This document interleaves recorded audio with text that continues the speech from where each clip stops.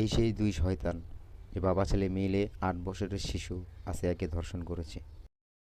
মাগুরায় ৮ বছরের শিশু আসিয়াকে ধর্ষণ ও হত্যা মামলায় প্রধান আসামি হিটু শেখ আদালতে ১৬৪ ধারায় স্বীকারোক্তি জবানবন্দি দিয়েছে। আজ শনিবার সন্ধ্যায় মাগুরায় সিনিয়র জুডিশিয়াল ম্যাজিস্ট্রেট আদালতে এই জবানবন্দি দেয় তিনি। বাদীপক্ষের প্যানেল আইনজীবী শাহিদ হাসান টগর জানান, মামলার প্রধান আসামি স্বীকারোক্তিমূলক জবানবন্দি দিয়েছে। আদালতে বিকেল থেকে সন্ধ্যা পর্যন্ত জবানবন্দি তিনি ধর্ষণের কথা স্বীকার করেন। জবানবন্দি প্রধান হিটু শেখ জানান, নিজ ঘরে একা পেয়ে শিশুটিকে ধর্ষণ করেন।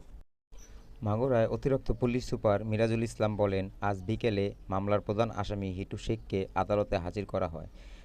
সিনিয়র জুডিশিয়াল ম্যাজিস্ট্রেট আদালতে সন্ধ্যায় শিশু ধর্ষণের কথা স্বীকার করে ১৬৪ ধারা জবানবন্দি প্রদান করে তিনি। তবে এ বিষয়ে বিস্তারিত পরে জানানো হবে।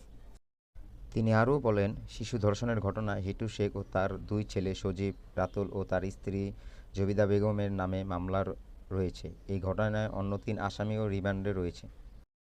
গত ৫ মার্চ মাগুরায় বোনের বাড়িতে বেড়াতে গিয়ে গভীর রাতে ধর্ষণের শিকার হয় ৮ বছরের শিশু আসিয়া। গুরুতর অবস্থায় প্রথমে মাগুরা সদর হাসপাতালে ভর্তি করা হয়। অবস্থার অবনতি হলে শুক্রবার রাতে শিশুটিকে লাইফ সাপোর্টে দেওয়া হয়। অবস্থার আরও অবনতি হলে শনিবার ৮ মার্চ বিকালে শিশুটিকে সামরিক হাসপাতালে সিএমএইচে ভর্তি করা হয়।